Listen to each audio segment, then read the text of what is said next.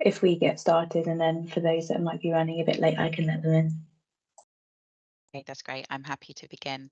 Hello, everybody, and thank you for attending. I will start by introducing myself. My name is Olivia Cummins, and I am an Equality, Diversity and Inclusion Manager at Imperial Healthcare College NHS Trust, and we're based in Northwest London. So I've been invited today to specifically talk about one of our toolkits that our team has created, which was, I believe, funded by NHS London as well. And this toolkit is a toolkit that we've made available to public to other NHS staff on our website. So today I'm going to be talking about that toolkit. However, before I talk about that toolkit and how you can use it and to support EDI, I have a few presentation slides today which I'm going to talk through. I'm going to talk a bit about what is EDI, also a bit about LGBT inclusion, because we are on the last day of LGBT History Month. And then also I'm going to toolkit how you can use it. And then at the end, there'll be an opportunity to ask any questions. Just to let you know, I believe this session is being recorded and it will be put on the NHS Finance YouTube channel. But if you don't want to be recorded or you have any concerns, please do let us know, and we can sort something out.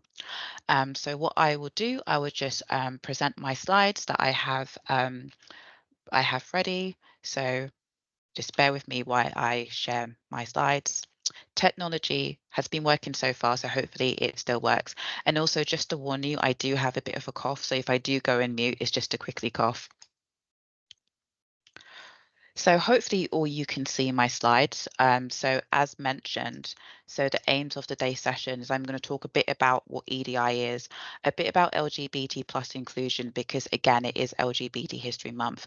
And then I'm going to take you through our toolkit on becoming an ally, which will explain, I will explain why we created the toolkit and also how you may want to use it as an individual or with your team or your directorate.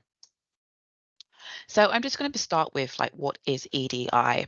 So within our organization, within Imperial, and this may slightly differ from your organizations, we've come up with 3 definitions of how we see equality, diversity and inclusion within our Pacific NHS Trust.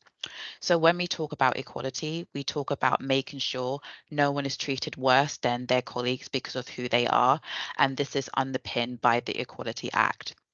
And when we talk about diversity, we talk about recognizing and celebrating our differences. So recognizing that we're all different, all unique, but we all play an important role within our organization and the wider NHS.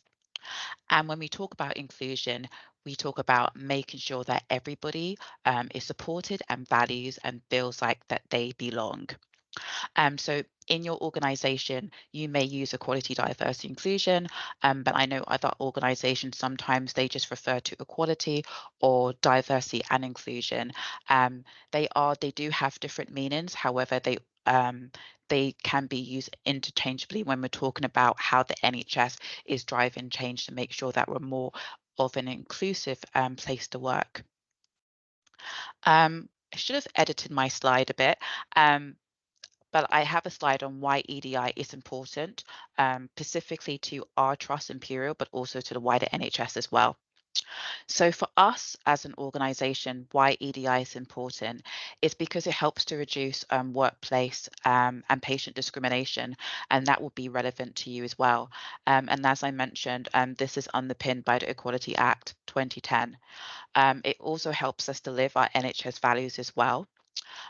What's also really important is that improve staff's well-being and also feeling of belonging, particularly in our organisation. Well-being is a huge issue at the moment and something that we're really keen on improving. It helps to increase and helps improve and increase collaboration, which is also really important. Also, what doesn't get often talked about is that equality, diversity, inclusion also helps the trust and the NHS to attract and retain staff. We know that staff who are happier, staff who have who are treated well in organisation, they are more likely to stay. So that's also really important. And then also, even though none of us are necessarily frontline services, EDI is important across the NHS because it helps to ensure that we can best support the communities that we serve. So I'll talk briefly about the Equality Act. So the Equality Act provides a legal framework to protect the rights of individuals and advance equality of opportunities for all. So it makes it unlawful to discriminate against people in the provisions of goods and services. So this can be people who are accessing A&E, also in employment, so thinking about the NHS as an employer, and also thinking about the NHS as an educator as well. And this is based on the 9 protected characteristics. So there are 9 in total. They are age, disability, and what's important about disability, disability also covers long-term health conditions as well. Also covers gender reassignment, and this may refer to people who identify as transgender or non-binary. It's also important to mention that gender reassignment is the legal term under the Equality Act, and so we do know that maybe transgender staff and patients may not feel comfortable specifically with that terminology, but that is the term that we do use in regards to the Equality Act. There's also marriage and civil partnership, pregnancy, maternity, religion or belief, race, and race also covers citizenship and also nationality. So not just primarily focusing on race or ethnicity, also sex, and then also lastly, sexual orientation as well. Just go to my next slide. So what I did in preparation for this slide is I looked at the NHS finance function report for 2022, which looks at the results of your staff census and also attitude survey. And what I did was I took out some key data that basically talks about the makeup of the NHS function across England. So the number, for example, the number of staff working in providers have increased slightly from 12,545 to 12,760. So that's up by 2%, but that's a really large workforce in terms of the NHS finance. In terms of gender, 61% of finance staff are female, but only 34% of directors are women. So that, as to me as an EDI person, that shows me that there is maybe a barrier or glass ceiling for women who may want to be directors. There could be another number of reasons for that, such as education and training. It could also be people not being aware of opportunities. It could be also unconscious bias and other forms of discrimination as well. And what I find really interesting about this one specifically is that I've also seen similar data in our own organization, specifically around disability and also race. So we know that there is a barrier, and that's something that needs to be addressed in terms of women and also minority groups being able to access the more senior roles within organizations. 4 members of staff identify as a gender other than male or female. And we know that with trans staff and also other LGBT staff, they tend to be underrepresented within the NHS and the wider UK workforce as well. In terms of disability, so 5% of staff state that they have a disability, but also interestingly enough, 20% did not specify. So this is slightly higher than the NHS workforce according to the Workforce Disability Equality Standards. I believe this is around 4.2%. However, comparing to the national UK workforce, disabled staff disabled people make up around 20%. So we know that the NHS has a long way to go in terms of disability disclosure within organisations, and making sure that there aren't any barriers to disabled people joining the NHS. 20% did not specify, and we know that across the NHS, people may not feel safe to speak up to disclose their disability because they may be afraid or worried about discrimination. And that's also similar when we look at other groups as well. So the majority of NHS finance staff are aged between 56 and also 55, and at finance director level, 22% are aged 56 and above. And then also, lastly, the NHS function is 77% white, and this is up from 75% in 2019. And also 92% of finance directors are white as well. So that's the demographic, and I just found that kind of interesting from a diversity perspective, because it gives us an indication of maybe some of the barriers that minority groups may face in the NHS and also in the NHS finance function, sorry. So next, I'm just going to talk a bit about LGBT History Month, because it's the 29th, it is the last day of LGBT History Month. So LGBT History Month, the theme for this year is really relevant because it's all about medicine and under the scope.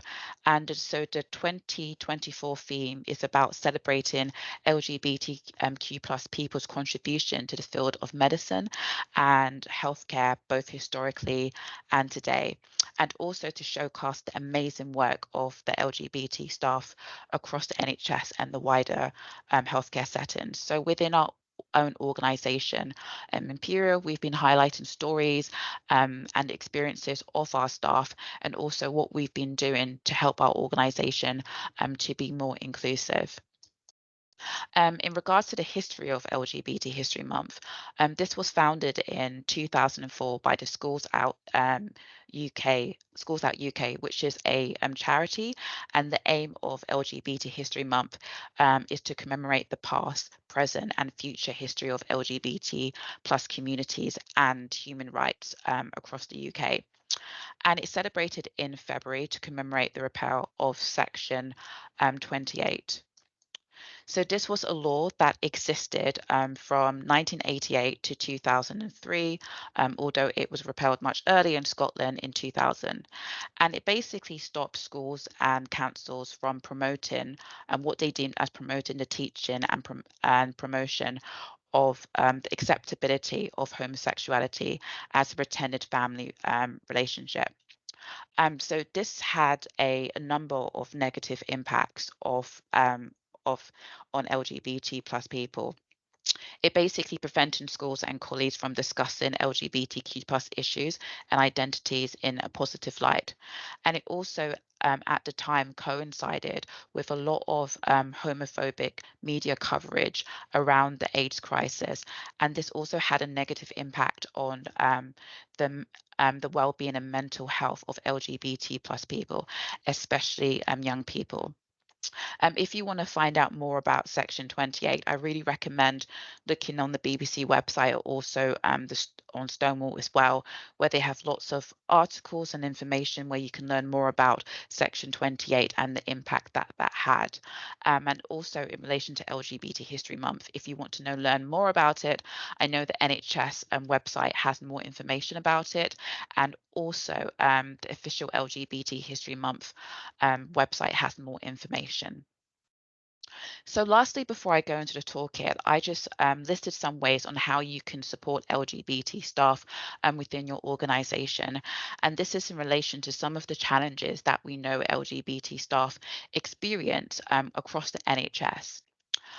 So if you are familiar with equality impact assessments and your particular NHS does implement equality impact assessments, I would really recommend in using them as a tool to basically assess whether a major decision, such as a policy, program, or project, has a negative, positive impact on LGBT staff, and also the other seven protected characteristics of the Equality Act.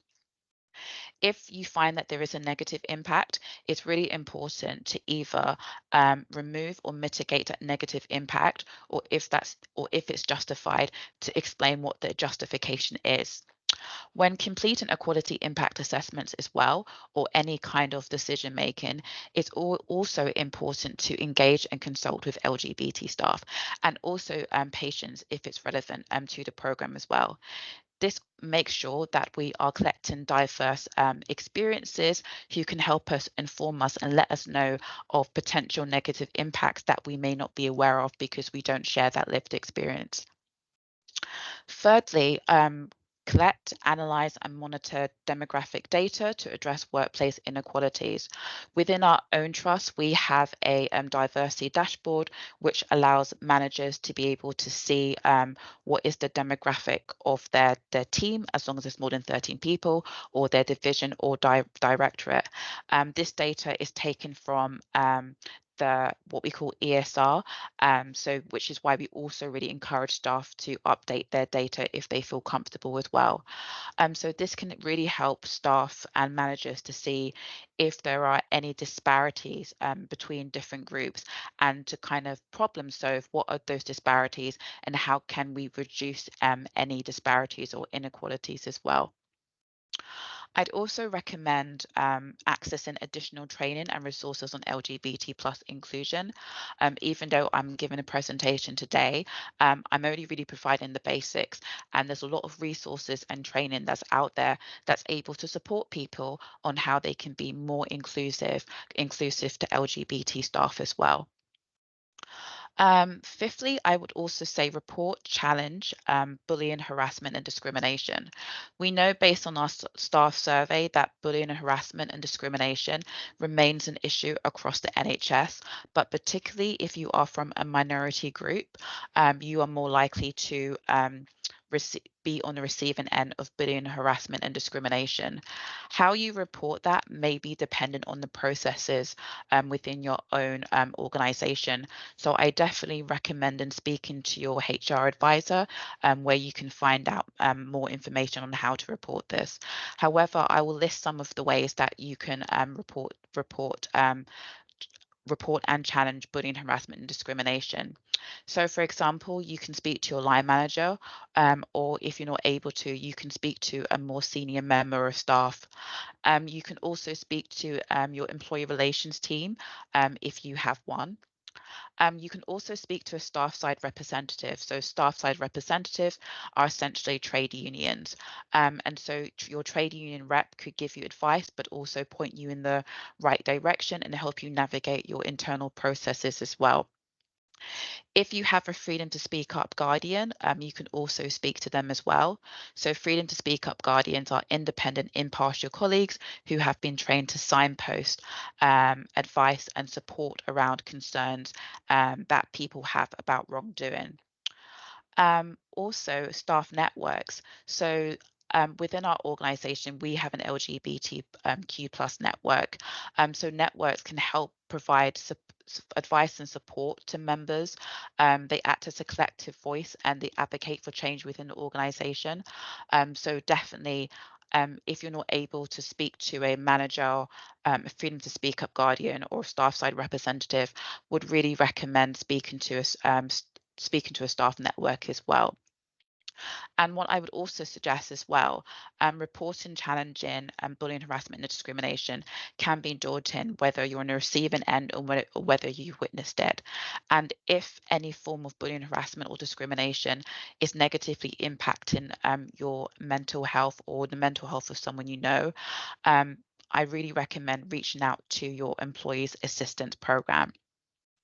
And lastly, before I move on to our toolkit, I'd really recommend joining your local LGBTQ plus staff network. As I mentioned, they act as a critical friend to your organisation and the wider NHS on diversity and inclusion, and they really are useful and helpful in helping to create a more inclusive place to work. So now I'm going to move on to our EDI toolkit that our team created. So we created this toolkit called Being an Ally in response to data and within our organization, and also what people were telling us. So people were telling us that they, when it came to actually reporting bullying and harassment, they didn't feel confident, and they didn't feel confident in how they can support their staff. So this was created in a way to kind of guide and support people and how they can be an ally and how they can support people who may be on the receiving end of inappropriate behavior. So as I mentioned, we created this toolkit to explain to our people what is an ally and how they can be one as well. We've made this toolkit available on our website, so anyone can download and access our toolkit. And what I will do is I will take you through different sections of our toolkit and explain how you can use it. How you can use it as an individual or within your organization. So our toolkit is broken down into 6 sections, and the reason why we've broken it that way is because we really wanted to break it down into bite-sized chunk to make sure that information is digestible. However, we are aware that people are coming to allyship with different levels of awareness or expertise. So we've created it that is basically accessible to everybody. However, people who feel more confident, they can jump to different sections. So, for example, people may know where an ally is, but they don't know how they can be an ally. So they can jump to that section if they feel more confident. But what I would do is I will take you through in chronological order, take you through the different sections of our toolkit, so you can see the different bits of it and how it works in practice. So in the first section of our toolkit, so we've included activities, and there are activities throughout our toolkit where you can do as an individual or as a team as a way of making it interactive. And what we've done in the first activity in our toolkit, we've added a ally continuum where people can measure, self-assess where they are on their ally continuum in terms of how much of an ally do they believe they are. So, for example, we include 4 stages, and in terms of my own development, I would describe myself as an advocate. I work in EDI, I'm committed, I routinely and proactively champion inclusion. However, people may be right at the beginning, they feel like they have no understanding of the issue. People may think they're aware, they have the basic concepts and understanding, but they are not active on behalf of themselves and others. Some people may also be active as well. So this is really a good way for people to measure where they are on their ally continuum. And when they go through the toolkit, they can able to measure their progress on where they are in terms of the allyship and their progress in learning on how they can support other people. The next section within our toolkit is about what is an ally, and within here we include different examples and different definitions of what it means to be an ally.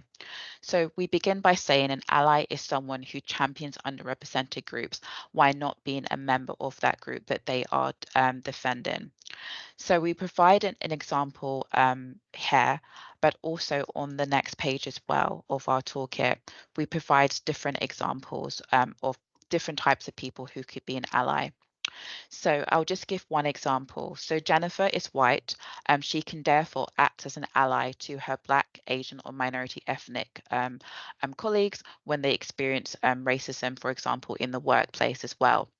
And just to give another example, so because it is LGBT History Month, so Joshua is a cisgender gay man. That basically means he's not a transgender person, and therefore can be an ally to those who are in the transgender community and who are experiencing transphobia or other forms of discrimination in the workplace as well. We also provide tips on how you become an ally, and also what we've done is we've linked to a really useful video because we wanted to be interactive on how people can be an ally as well. And again, we provide some examples as well. And this is taken by the 8 A's of Authentic Leadership, which was created by Yvonne Coghill, who used to work for the NHS as well. So again, we've used examples that are very ally NHS specific in the terms of the content.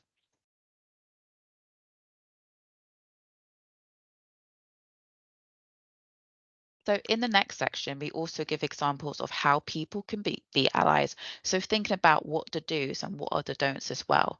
So give an example of some of the do's. So as I've mentioned also in previous slide, attending staff networks meetings and events and listen to what is being discussed, actively listening to colleagues should they choose to share their experiences, and also in some of the don'ts, not centering yourself in conversation, not asking people intrusive questions about their experience or expect them to share, and also telling colleagues that how they should feel about matters relating to their groups as well.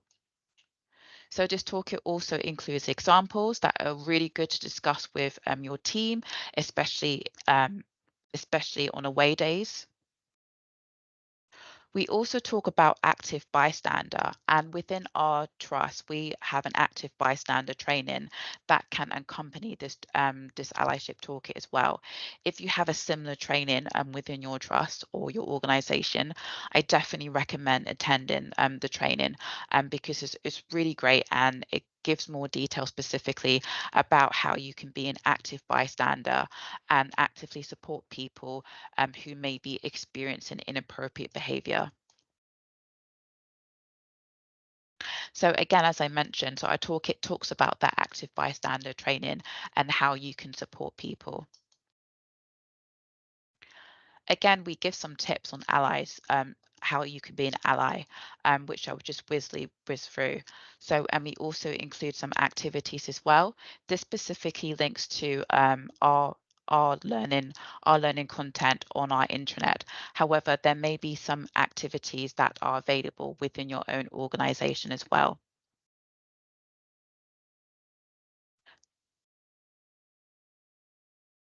So this section covers all about how you can be an ally to different groups. So for example, we give examples on how you could be an ally to Black, Asian and minority ethnic communities.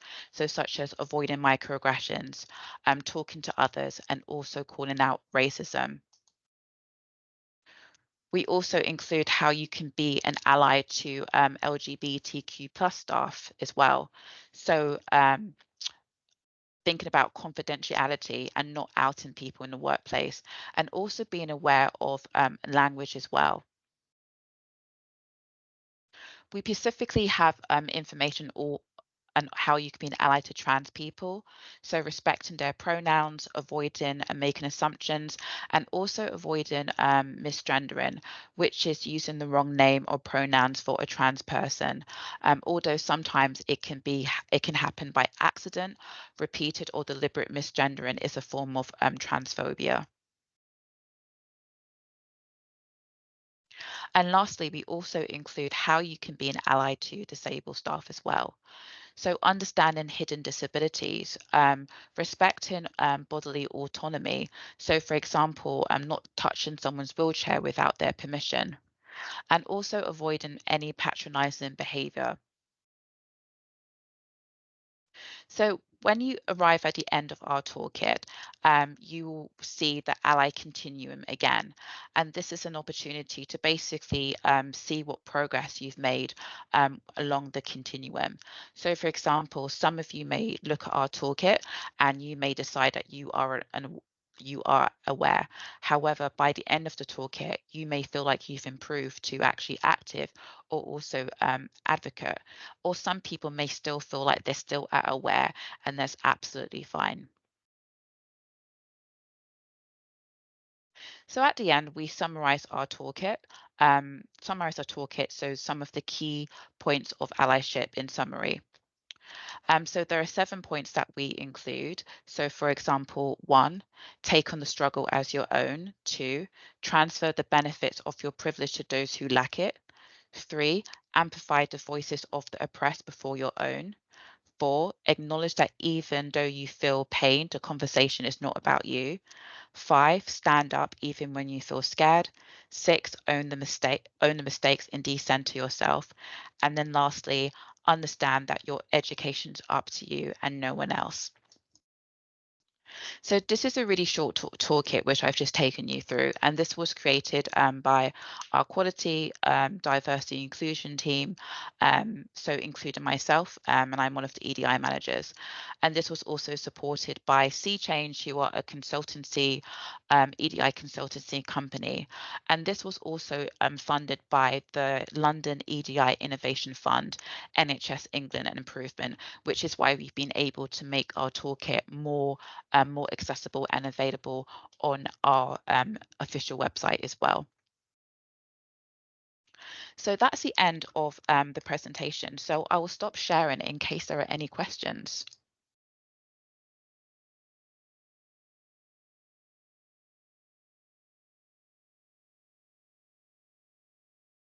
I hope I haven't all stunned you all to silence.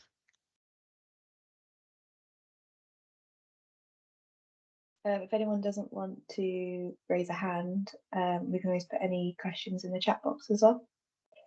But raise a hand if you might have a question.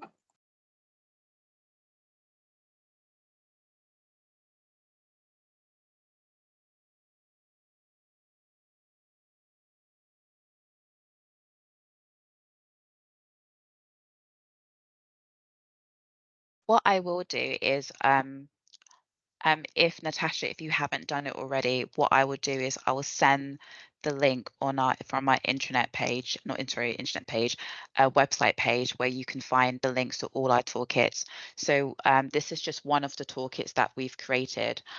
So we have another one on challenging microaggression, and we also have another toolkit on talking about race, which is available for anyone in the NHS to access on our website. And if anyone has any questions as well, they can also reach out to our diversity and inclusion team, and I'll just put our contact details in the chat box if anyone's interested in contacting us or have any more questions. Well, thank you, Olivia. If there isn't any questions, we can draw the session to a close. And then if you have any specific questions for Olivia, then you can contact her directly. All right. We can have 25 minutes back. Thank you, Olivia. Thanks, everyone. Thank you. Thank you. Bye.